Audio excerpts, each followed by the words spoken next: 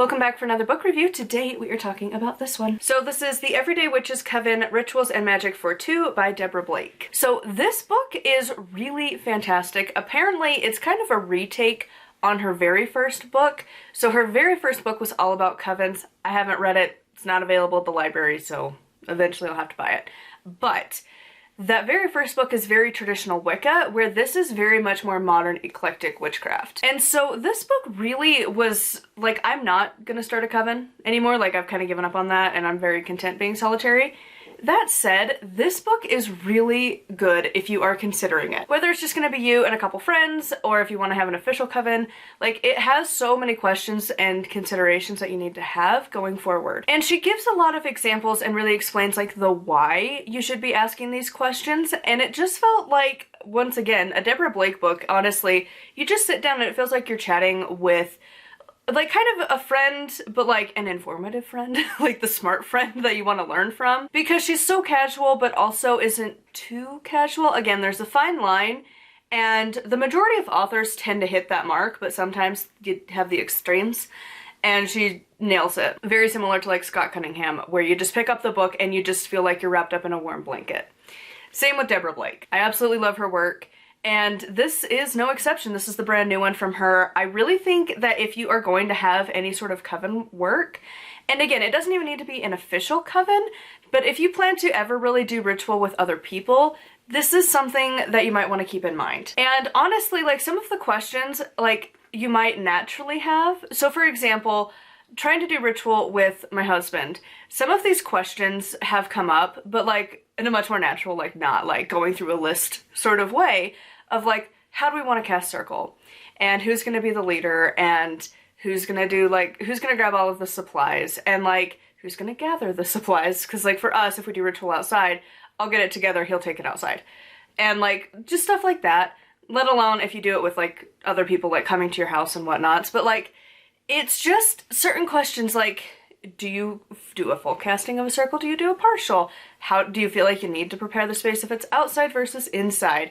Like, so many questions in this book. It is so good. And honestly, like, the rituals in here are kind of, whatever. Like, it's would have been probably more helpful, but like at this point in my own practice, like, I really have deviated quite far from like Wicca. So a lot of the stuff like doesn't apply to me. Like, for example, there's been many a times I had wished this sort of book was available, mostly because, like, she has a number of ritual options for you to do for, like, the moon. I don't view the moon as feminine anymore. I'm kind of getting to the point of putting it on the same level and, like, the sun on the same level as the elements, where I don't put a gender to them. Like, it's sort of like you can understand where it might have, like, a gender-ish thing to it, but, like, also not really.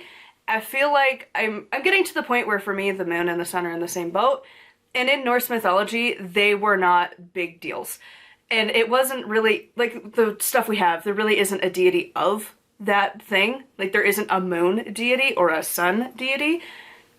They're entities in the sky, but they're being pulled by a different deity. Like, it is not, the sun is not Sol.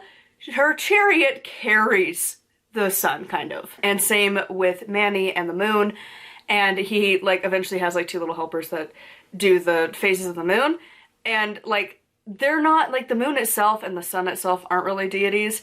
And this book definitely has the Wicca thing of like, the moon is the goddess, and like that doesn't work for me, and like removing gender off of that has been super helpful for me. Other people, they're gonna love having the moon. Also, the lighting is getting great. Anyways, so this is the choice of having natural lighting. It decides I'm a vampire. That's fine.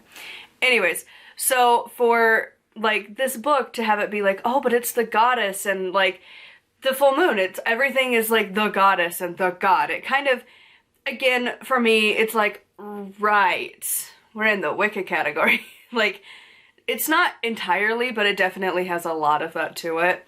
Again, I have yet to really find, like, moon rituals that aren't tied to the goddess. Even though there's plenty of pantheons where the moon is not associated to a goddess. It could be gods, or it could be, like, kind of none. And, like, it's not a big emphasis. Again, Norse mythology, it's not a huge emphasis at all. Like, it's just, like, brief mentions here and there. it's not like a huge deal. Whereas I think it's like Greek, there's a lot of emphasis on like the moon and the moon deities. And especially modern Wicca, like the goddess and the moon are like this. And same with the Wheel of the Year, like there's just a lot of it that, like granted, her Wheel of the Year in this book was better because like she lives in New York and like in the rural parts of New York, surprisingly, it's not all like the massive city, but like she lives out in kind of the middle of nowhere. And the thing is that, I think she said it was New York. Maybe. Yes, upstate New York. And so when she's talking about Imbolc, it was interesting where she described it more as the seeds are thinking about waking up, but it's still covered in snow, because that is truly accurate. We don't get snow to end until like roughly now, but even then, like, we still have snow quite often. And like, it still gets really cold. And so the idea of Imbolc being like the spring awakening that you see for like the UK's weather climate doesn't apply to a lot of places. And so like, that was kind of nice. But again, there is a lot of emphasis on the Wheel of the Year being just, again, it's the goddess and god. And it's a little like, I don't like the idea of just having the goddess and the god, but that's personal preference. And so it is like a little bit of a bummer that we don't really have a lot of discussion on like multiple pantheons. But I mean, for a book that's on Coven work, like she mentions it a little bit here and there. But like overall, I mean, this book would be interesting to have. And perhaps if you were doing a lot of Coven work or you were considering to start one, again, great resource. And there is a lot of things that like you want to keep in mind if you are starting a Coven. And like one of the things she talked about that really stood out was that if you are starting a Coven, you need to set the precedence of if it is like more serious or if it's more casual. And that was something that I had never considered really. And when I had many years ago now been trying to start my own Coven, had I thought of that question, I probably should have had that conversation, because to me, if you are planning to do witchcraft and be in a group, like much like the churches out here, you meet up on a regular basis. And we weren't meeting up every week, but the full and the new moons and the Sabbats, that's 3 times a month that you're gonna meet up. And to me, that was like, yeah, that's what you do. And even if we didn't do the new moons and we just did the full moons 1 to 2 times a month, that was too much of a commitment. And one of the other people that I was doing it with was like grumpy about having to do that. And I'm like, this is literally when witches get together. What are you talking about? And reading through this book, I'm like, oh, maybe you just wanted it when it was convenient. Ew. And like, that's like, things like that. When, especially if you're young, trying to start a Coven, there's just certain things that you have to go through the experience or read from people who have gone through it. I do like that she talks about like when it's appropriate to have like kids and when it's appropriate to be like, you know what, like this celebration is really close to the public and it's really just for like the hardcore witches right now. Like especially for like Samhain, like I totally am in agreement, like that's one of the more serious ones, because like for us, we do a lot of rituals right around Samhain, and we do a lot with like our dead loved ones, and we don't really do the like New Year thing, but like there's a lot in here. She kind of breaks up Samhain into 2 parts, the dead, serious, and then the New Year part of it. And so like there's just things that you would have to consider, and like even if you're solitary, there's quite a bit of information you could get from here. And like there was some good stuff in here. Like again, it's still going to be very heavily Wicca based, but it does have like one line that I really liked that they changed. They changed it from "May you never hunger" to "May you always have enough to eat and someone to share it with."